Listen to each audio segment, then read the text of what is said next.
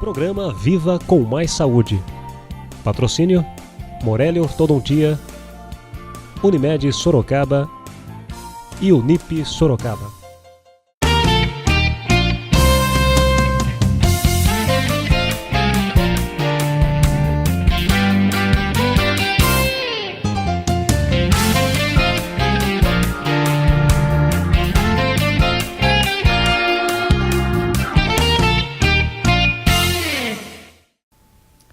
Viva com Mais Saúde, uma realização da Fundação Ubaldino do Amaral, produção da TV Jornal Cruzeiro do Sul, com retransmissão da TV Com, canal 7 da NET.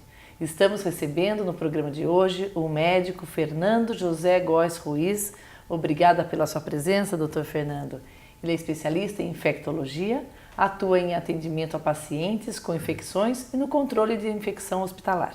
É professor da Faculdade PUC Sorocaba, professor assistente e mestre da disciplina de infectologia da PUC, responsável pelo ambulatório de hepatites virais do Conjunto Hospitalar de Sorocaba e coordenador do Serviço de Controle de Infecções Hospitalar do Hospital Unimed de Sorocaba. Só esse o pequeno currículo, Dr. José Luiz. Muito obrigada pela sua presença.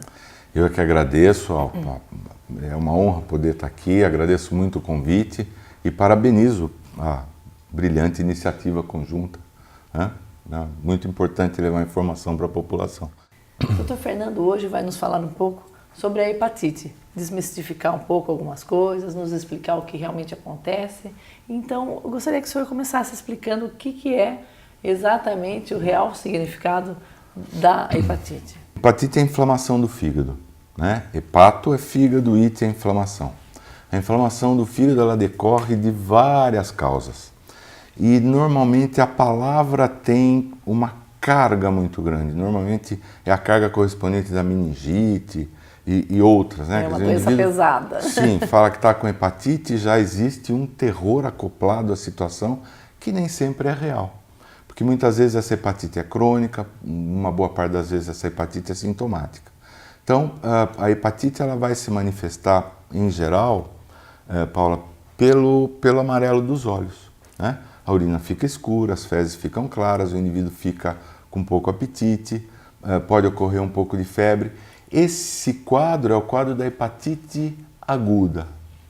É isso que eu ia perguntar para o senhor, esse quadro é de qualquer hepatite ou não? Só no momento das hepatites agudas. Tá certo. No mais das vezes, essa hepatite aguda, ela pode até não se configurar como inflamação do fígado, como quadro de hepatite. Passa como um quadro viral, um quadro que a pessoa passou mal durante um tempo, não motiva consulta médica, não motiva nem exames laboratoriais. Então, essa hepatite em geral é benigna e ela pode ser ocasionada, dentro do meu campo da infectologia, em geral por vírus, qualquer outro agente infeccioso. Existe um outro tipo de hepatite, outros tipos de hepatite, e essas hepatites são um pouco mais, vamos dizer assim, complicadas, porque duas delas estão muito em voga.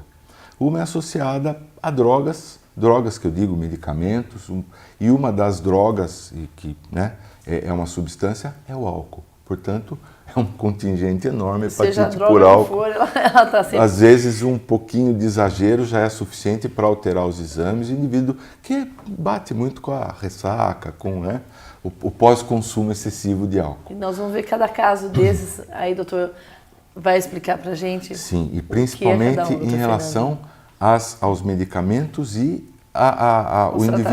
o indivíduo que se automedica. Esse é o grande problema, por vezes isso acaba virando uma hepatite. Por vezes um produto até natural. A hepatite ela vem aí com uma carga de que é uma doença contagiosa, não vem? Sim, esse é o campo eu só separei um pouquinho as alcoólicas e vou falar da hepatite que é ocasionada por gordura no fígado. Muito comum, porque nós vamos depois falar só das hepatites virais. A hepatite por acúmulo de gordura no fígado é também chamada de esteatose hepática. E quando existe a inflamação do fígado, é esteatohepatite. É um problema muito sério, porque tanto a hepatite alcoólica como a hepatite por acúmulo de gordura evoluem, vão estragando gradativamente o fígado até chegar à cirrose. Então, é um problema muito sério. Então, e ela, vamos dizer, ela começa esse uso de bebida alcoólica que a gente ouve falar que todo mundo tem um pouquinho de gordura no fígado, é isso? Aí é Não precisa ter, não. É que todo mundo tem controle remoto em casa, todo mundo hoje come uma boa parte das pessoas, sim, come. a dieta é hipercalórica, não se exercita, quer dizer, isso é um problema, né? É uma doença, vamos dizer, do século XXI, é um problema muito sério. Mas por que a bebida alcoólica gera essa gordura? Qual é a transformação? São situações diferentes, podem ocorrer ao mesmo tempo, mas eu falei de 2 grandes contingentes de hepatites. Tá né? certo. São essas 2 situações. Então, claro, tomar bastante cuidado em relação ao consumo, principalmente de álcool ou mesmo de medicamento, principalmente se isso não é supervisionado, é um problema muito sério que nós temos. O indivíduo começar a tomar a medicação e isso não tem uma orientação especializada Mas o consumo do álcool, ele sobrecarrega o funcionamento? Como que ele como que ele age? Toxicidade direta, né? O fígado é feito por milhões de células e essas células vão sendo destruídas. E a gente consegue medir isso por exame de sangue, né? O indivíduo que fica o tempo todo consumindo álcool, ele... O tempo todo é o quê? É uma vez por semana, 2, 3? Bom. A gente saber sim, onde é que mora o perigo. Eu sempre brinco com as pessoas, segunda-feira não pode beber. Né? Se você beber até na segunda-feira, realmente existem definições específicas para alcoolismo, uma quantidade específica, 50 gramas de álcool por dia, diariamente, pelo menos. Isso é aquela correspondência, né, uma dose de destilado ou 2 de bebida fermentada e tal. Isso é uma coisa que é muito interessante, já que a gente está falando de álcool. E cada vez mais preocupa, principalmente a gente vê isso no consultório, indivíduos jovens, né, que chegam já com algum acometimento. E hoje, cada vez mais, a gente fica lendo nas revistas médicas especializadas e nos congressos a história do binge. O binge, em inglês, é o que nós chamamos aqui de esquenta. Tá certo. Todo mundo conhece o esquenta. Todo mundo sabe. O esquenta todo mundo conhece. E que consiste no consumo abusivo de álcool, em geral acima de 8 doses, num período menor que 2 horas, sem se alimentar. Isso sabidamente ocasiona sobrecarga. Esse o que hoje a moçada sai antes, começa a beber, não se a bebida alimentou, no local comeu. do evento é cara e tal, então Bebe antes pra chegar. Calibra. Esse é um problema muito sério. Então, E porque aí, vamos dizer assim, esse jovem que consome mais no final de semana, vamos dizer, ele não faz esquenta todo dia. Mesmo sendo assim... Não é alcoólatra. Não é alcoólatra, mas mesmo esses usuários só de final de semana... Claro que essa lesão, né, ela depende de um tempo muito prolongado para se consumar numa alteração estrutural do fígado, mas que configure tem um impacto. Mas é claro que isso não é uma coisa que se deva fazer, né? Hoje a gente mira a saúde, condições melhores. Então vamos falar um pouquinho dos tipos de hepatite que o senhor estava dividindo para aqui. Essas que são geradas pelo álcool, algumas drogas, as gorduras. Como que a gente vai dividir as categorias aí do... Sim, são causas metabólicas, né? Dentro da minha área é extremamente importante agora a gente centralizar mesmo nas hepatites virais, que é o foco do nosso bate-papo. As hepatites são chamadas de vírus clássicos, eles seguem o abecedário. Então tem hepatite A, B, C, D, E. A hepatite F não existe, os franceses tiveram um pouquinho de pressa, quiseram, e já pulou para a G. A G é muito infrequente, então nós temos as hepatites de A até E. A hepatite A, hepatite E. Hepatite E tem muito pouco no Brasil, vamos esquecer. A hepatite por vírus A é aquela que todo mundo conhece e que fica com aquele pânico porque é uma doença aguda, o olho fica, o branco dos olhos fica amarelo, a urina fica escura, as fezes ficam claras. Essa hepatite A, ela é uma doença aguda. Não deixa, vem, atrapalha, judia do indivíduo um pouquinho de tempo, 1, 2, 3 semanas, fica no máximo 1 mês meio recolhido e essa transmite pessoa a pessoa. Transmite por, a gente chama de ciclo fecal-oral, quer dizer, um indivíduo que não tem condições de higiene adequadas. ela se notifica hoje por surtos, pequenos surtos, por exemplo, num bairro, numa cidade, e não existe programa de prevenção, porque a vacina é cara e a doença é benigna, vamos dizer. Raramente ela vai complicar ou levar um quadro mais grave e não cronifica. O grande problema hoje das hepatites virais é a cronificação. Isso vai ocorrer muito com hepatite B e hepatite C. Então, vamos falar um pouquinho então da hepatite B. Vamos falar da hepatite B primeiro. A hepatite B é ocasionada por um vírus de transmissão predominantemente sexual. Portanto, é uma doença sexualmente transmissível. Nós temos aqui no Brasil um trabalho, a gente costuma sempre, esquece de enaltecer as coisas boas que nós temos. E temos muitas, né? Muitas. Na minha área temos. Posso dizer que nós somos modelo de tratamento de AIDS no mundo. Na área da medicina, eu acho que o Brasil tem realmente muitos bons exemplos. Muita coisa boa, graças muita a Deus. coisa boa. Hepatite C, que a gente ainda vai falar, e a hepatite B foi, ocasionou uma vacinação em massa a partir da década de 90, exatamente porque ela pode cronificar. Podendo cronificar, você imagina que os indivíduos vão tendo contato com o vírus B, vão cronificando, isso vai ficando muito caro para a saúde pública. Um indivíduo que tem hepatite crônica, que tem insuficiência da função do fígado, ele custa muito caro para o sistema público, além da doença, de toda a chateação para a família, Bom, um tratamento mais difícil, mais demorado, enfim. Essa vacinação tem se estendido gradativamente. Ela foi primeiro para todo brasileirinho que nascia, depois para a idade escolar, depois, como é uma doença de transmissão sexual, até a adolescência, tentando pegar uma fase anterior ao início da vida sexual do jovem. E hoje está se estendendo. Nós temos uma produção de vacina local no Brasil. A dose da vacina é extremamente barata. São feitas 3 doses. Hoje isso está ampliado até os 40 anos de idade. Beleza. E com certeza isso vai ser ampliado para todas as idades. É extremamente importante porque é uma doença prevenível. Você pode preveni-la, pode prevenir a cronificação.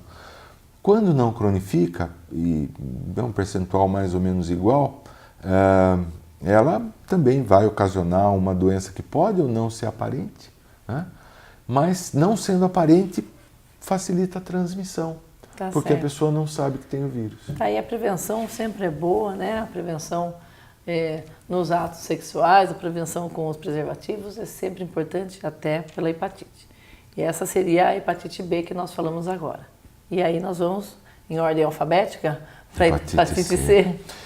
E a última, porque assim, a hepatite D ela existe mais no norte do país, ela depende da hepatite B, e a hepatite E tem muito pouco. Ela também é relacionada mais à criação de porcos, litoral, tem uma frequência de 6, 7% aqui no Brasil. É infrequente, diferente da hepatite A, que é mais bastante frequente. A hepatite B é prevenível, tem vacina. Você tocou, Paula, num ponto que eu não posso deixar passar. Né? Quem tem que falar isso sou eu. Quer dizer, o cuidado no ato sexual.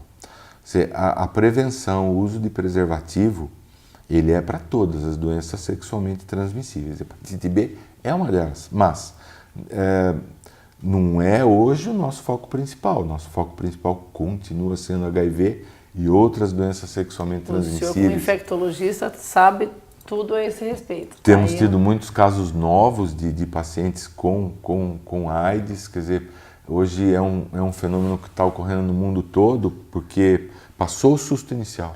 Parece que baixou todo mundo a guarda morria. Um pouquinho. Hoje se sabe que a doença é controlável nós temos 26 tipos de medicamentos para poder cuidar das pessoas que vivem com HIV. E controlamos, não erradicamos, mas controlamos. A pessoa passa a ter uma sobrevida praticamente igual a quem não tem o HIV. Mas a prevenção é fundamental, não só para hepatite B, mas principalmente sífilis tem aumentado bastante também, é outra doença sexualmente transmissível. Então, quando você surgiu, lembrou muito bem o uso de preservativo, o senhor muito falou, importante. doutor Fernando aqui tem toda a razão. Quando houve o surto da AIDS, aquela preocupação e não tinha cura, todo mundo parece que começou a se prevenir mais. Hoje, as pessoas, os jovens principalmente, se relaxam um pouco, vamos aí retomar todos os cuidados, que o Brasil é um grande exemplo no combate à AIDS, não é, doutor Fernando? Alguém no campo político, muito lá atrás, disse, né, que um dos grandes problemas do Brasil é a falta de memória. Para AIDS isso já aconteceu. Quer dizer, existe uma iniciativa agora do governo que está em consulta pública, no sentido de aceitar sugestões para algumas emendas, mas assim, fez-se o diagnóstico, inicia-se o tratamento. Por quê? Muitas vezes não existe a necessidade de você tratar porque o indivíduo não está em risco, mas ele está transmitindo. E como os casos têm aumentado, isso provavelmente é uma coisa que deve mudar agora na virada do ano. Vamos lá, com todos os cuidados, porque realmente prevenir é sempre mais barato, melhor, não dói nada, não é verdade? Prevenir nunca dói, nem no bolso e nem no... E tem um valor que você só vai conhecer quando você perde, né? o perdeu. Algumas exatamente. coisas na vida a gente realmente só dá valor depois que perde, infelizmente. Então, vamos voltar à hepatite C, que o senhor estava Estamos na dizendo. letra C. Hepatite C. Hepatite C hoje é uma epidemia mundial. Ela acometeu e ela é bem mais diagnosticada nas pessoas com um pouco mais de idade. Por quê? Até antes de 1900, no começo da década de 80, não se tinha cuidado de asepsia em qualquer segmento de atenção à saúde. Vou te dar um exemplo. Eu sou nascido na rua 7 de setembro. Eu, pequeno, eu me lembro que eu ia tomar injeção em farmácia. Quer dizer, era uma prática muito comum. A injeção não era descartável. Não se conhecia hepatite B, não se conhecia HIV, não se conhecia a maior parte das coisas. Então, isso foi uma prática que acometeu. Hoje, as pessoas com idade acima de 50 anos, com certeza, tiveram essa possibilidade de exposição. Algumas práticas de tomar energético para melhor desempenho no esporte, existe um medicamento, hoje também não se utiliza mais tanto, glucoenergan, que hoje é uma situação muito comum. Hepatite C é uma doença comum nos jogadores de futebol mais antigos, porque todo mundo passava na farmácia, comprava ampolinha, mas a seringa era enorme de vidro, agulha de metal, e não tinha esterilização entre uma aplicação e outra. Então, imagine isso transposto para o serviço de saúde de então, para os consultórios odontológicos e assim por diante. Então, houve lá atrás uma contaminação de muita gente e essa descoberta é ocasional. A doença não tem... Hepatite C, em geral, é assintomática. As pessoas acabam descobrindo em doação de sangue, check-up, as pessoas de mais idade que estão fazendo segmento, ou porque tem plaqueta baixa, ou porque tem reumatismo, porque tem uma condição associada, em geral, já à progressão da doença. Aí ele vai procurar um tratamento e acaba descobrindo, porque ela não se manifesta. Não se manifesta. E aí depois também existe um problema de falta de informação, porque a partir do momento que o indivíduo consiga o diagnóstico de uma coisa que ele não vai ficar amarelo, ele não vai passar mal, não vai doer, não trata. Não tem, ela é com sintomas assim, uma ou outra dor articular, perda de libido, coisas assim menores, cansaço fácil, mas que não motiva para achar que isso seja algum problema relacionado ao fígado e a um vírus, né?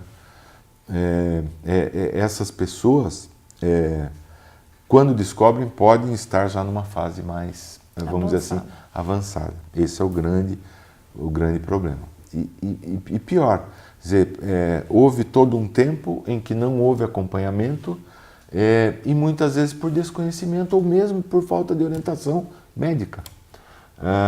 De um exame preventivo, do que seria essa... Não, de que tem tratamento e cura. Ah, sim.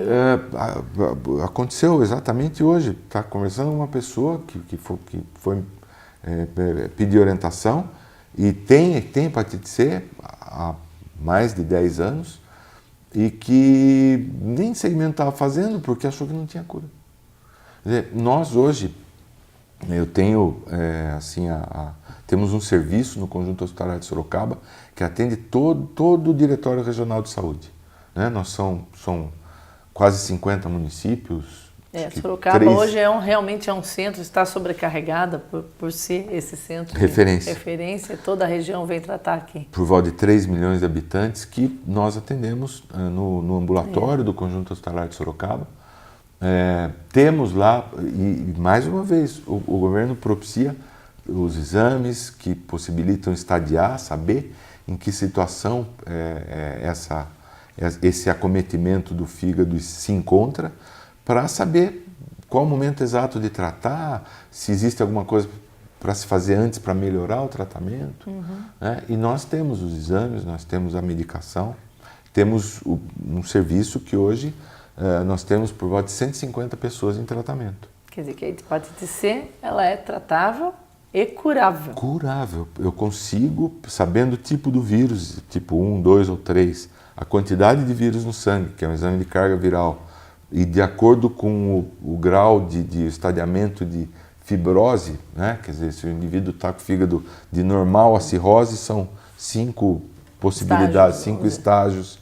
Então, de posse de tudo isso, eu consigo dizer, estatisticamente, qual é a chance de cura. Né? Consigo dar um número. Né? E claro que em cima disso a gente motiva. O tratamento, por vezes, ele tem um objetivo secundário. Pode ser até que ele não obtenha a cura, mas ele vai melhorar o fígado do indivíduo. Ele vai diminuir aquele grau de lesão e deixá-lo mais longe de um programa de transplante ou de uma cirrose já instalada. Porque então, é um extremamente estágio mais importante. avançado que você pode atingir por falta de tratamento, na verdade. O tratamento é terrível. Se a doença não tem sintoma, o tratamento ele é constituído de uma injeção semanal que é feita por via subcutânea, como se aplica insulina em diabético, né? Ou algumas vacinas. É uma injeção semanal. Essa injeção deixa o indivíduo como se estivesse com gripe, como se ele tivesse apanhado, com febre, calafrio, dor no corpo todo, dor de cabeça. Fica muito mal mesmo, por 2, 3 dias. Aí, na semana seguinte, ele vai tomar de novo. De acordo com o tipo de vírus, ele vai fazer isso por 24 a 48 semanas. Essa injeção induz um estado inflamatório que ajuda o vírus a ser eliminado. Além disso, ele toma um comprimido diariamente. Pelo peso médio das pessoas, por volta de 4 comprimidos por dia. Mas é um tratamento até que simples, não é, doutor? Não tem uma grande... Muito efeito colateral, Paulo. São descritos mais de 70 efeitos colaterais. Mas esse para a hepatite C já mais avançado, vamos dizer, ou não, independe do estágio que ela está. O efeito colateral ele vai depender da reação da pessoa. Claro que você tocou num ponto muito importante. Quanto maior o acometimento, menor a tolerância. E claro que esse desconforto mais demorado é maior. O tratamento Daí a importância de você conseguir tratar essas pessoas um pouquinho mais precocemente, antes da cirrose se instalar. Né? Qual a grande... nós já temos muitas pessoas que trataram e não curaram. A grande novidade é que tem remédio novo. Então, nós estamos numa correria, muita gente já tratou e o governo adquiriu, o remédio é muito caro. Para você ter uma ideia, esse tratamento custa, em média, agora com a terceira droga, chama inibidor de protease, custa por volta de R$170 mil por tratamento. Esse de 6 meses. É melhor prevenir mesmo, melhor não exagerar no que precisa. Mas com muito efeito colateral, às vezes até internação, com muita medicação que o indivíduo tem que tomar. Então, o tratamento, eu estou falando tudo isso porque para as pessoas saberem que é difícil, mas a gente estimula muito as pessoas a se tratarem porque nós temos já muitas curas, né? Temos centenas de pessoas curadas. E esse tratamento, então, sendo ele tão caro, vamos dizer assim, bastante difícil de fazer, o governo tem esse tratamento disponível para a população? No Hospital Regional aqui a gente tem isso disponível. Nós somos, Sorocaba é um dos centros de referência, Isso vamos dizer assim, alardeado à comunidade médica. Fizemos vários treinamentos de todo mundo na região para que esses pacientes possam ter acesso. Claro que, pelo custo, pela dificuldade, pela enorme quantidade de efeitos colaterais, alguns com anemia necessitando de transfusão, alergia necessitando de internação e mesmo interrupção do tratamento, você precisa ter uma equipe médica que possa atender esses pacientes. Pra você ter uma ideia, a consulta inicial é semanal. Você fica vendo os pacientes acompanhamento bastante semanalmente, intenso, então, porque próximo. a possibilidade de ter algum efeito colateral é grande. Isso é dispensado às pessoas que preencham critérios que o governo estabeleceu. Então, foram inicialmente contempladas as pessoas mais acometidas. Isso gerou uma briga enorme no Brasil inteiro, porque acabei de falar, e você mesmo falou, mas então, esse indivíduo que já tem cirrose tolera menos, claro, mas pela dificuldade de acesso econômica, tem que se ter um norte. Sim. E saúde pública, infelizmente, é assim, tem que se pensar no coletivo. Mas já rapidamente, pessoas com grau de fibrose menor já estão sendo contempladas. E populações especiais, por exemplo, uma pessoa que tem essa hepatite C e o HIV, né, serão contempladas no futuro breve. Mais próximo. Também, assim. Esperamos.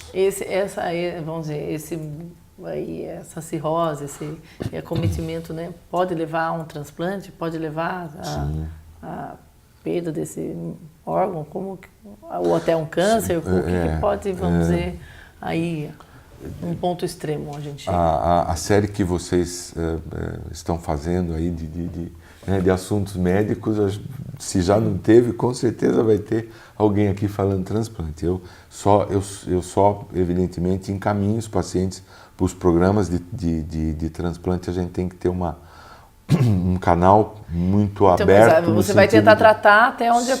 E aí até um momento... E mesmo, veja a situação. Acabei de falar das populações especiais.